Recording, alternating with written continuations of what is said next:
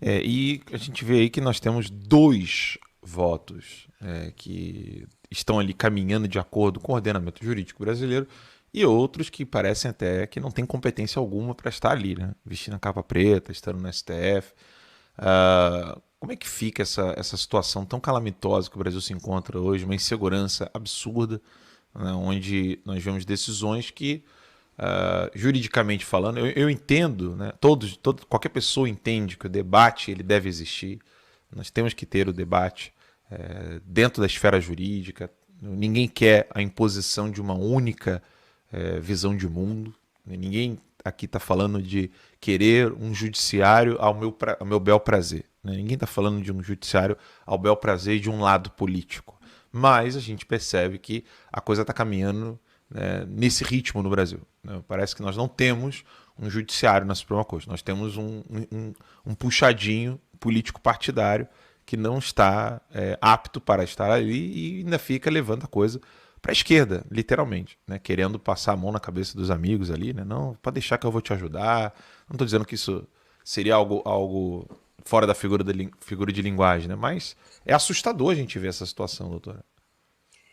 Eu concordo com você que todos têm o direito de ter sua opinião, de ter seu entendimento, ainda mais na área jurídica, né, que é uma ciência humana, não é exata, então é normal que as pessoas tenham entendimentos diferentes, né? Uhum. Agora, um juiz, por mais que ele tenha entendimentos jurídicos diferentes do outro colega, ele tem que trazer esses fundamentos, né? Por que que ele entende dessa forma? E o que é muito ruim é quando o entendimento não vem embasado de uma lei, não vem, não é dito o porquê que ele pensa daquela forma, e isso não pode acontecer. As decisões têm que ter uma justificativa. Então, veja, quando o ministro Cássio Nunes Marques deu um voto primoroso no meu entendimento, ele abordou todos os pontos jurídicos, todos os pontos que estão no Código de Processo Penal, que justificam a competência da 13ª Vara Federal. Ele até alegou questões que a gente nem lembrava, que vários contratos foram assinados no Paraná, contratos entre a Petrobras e a OAS, contratos esses que resultaram no pagamento de propina para o ex-presidente Lula, e que dos pagamentos eram o próprio triplex e o sítio, e as reformas no sítio de Atibaia. Então, veja, ele fez uma análise profunda, uma análise fática dos fatos, né, e do direito, né? Então, veja, depois daquele voto eu falei, eu quero escutar os demais ministros, né? Eu quero ver como que eles vão se contrapor a este voto. Claro que eles podem ter posições diferentes, mas eu quero ver quais vão ser os argumentos jurídicos. Nenhum, tirando o Marco Aurélio, né, que foi contra a anulação, nenhum dos ministros refutou o que foi dito pelo brilhante voto do ministro Cássio Nunes Marques. Nenhum, tá? Nenhum trouxe uma base. A maioria falou, eu voto com o relator, que é o ministro Fachin, né? Eu concordo com o relator. A ministra Rosa Weber tentou falar umas coisas, mas é um pouco confuso, né? O que ela diz não ficou muito claro para mim. Mas então, nós temos o direito de ter opinião, evidentemente, os operadores do direito pensam diversamente. Agora, tem que trazer base legal. Então, por exemplo, o ministro Alexandre de Moraes, ele concordou com a anulação, concordou com o ministro Fachin que deveria ser anulado, mas ele foi contra o encaminhamento dos processos para Brasília. Qual foi o fundamento dele? Qual foi o argumento dele? Que o triplex estaria numa cidade no estado de São Paulo, e que o sítio de Atibaia, obviamente, estaria também no estado de São Paulo. Então, que deveria vir para São Paulo. Agora, esse entendimento não é, todo o respeito que eu tenho ao STF, todo o respeito que eu tenho ao ministro Alexandre de Moraes, não é o fundamento jurídico.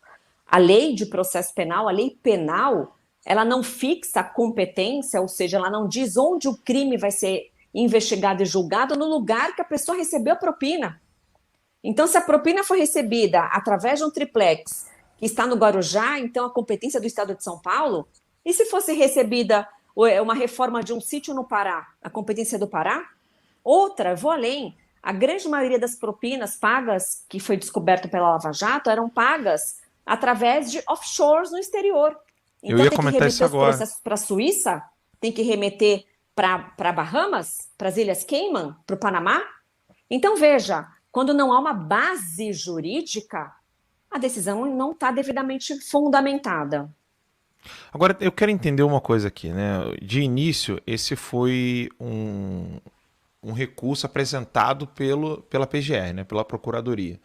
E aí, me explica um pouco para nós aqui como é que funciona isso. Você teve uma decisão do Fachin, que foi uma decisão monocrática. Aí Sim.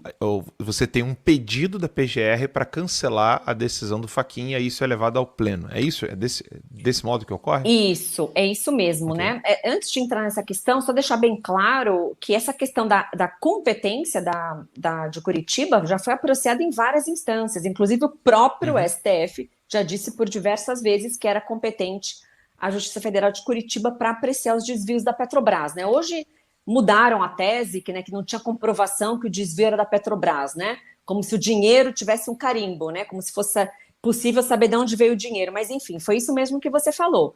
Então, o ministro Fachin, ele analisou um habeas corpus da defesa do ex-presidente Lula que pedia essa incompetência, o que, no meu entendimento, já está errado. Havia um instrumento a ser utilizado, não é um habeas corpus, né? Mas o ministro Fachin, neste habeas corpus, anulou aquele processo que a defesa estava pedindo anulação e mais 3.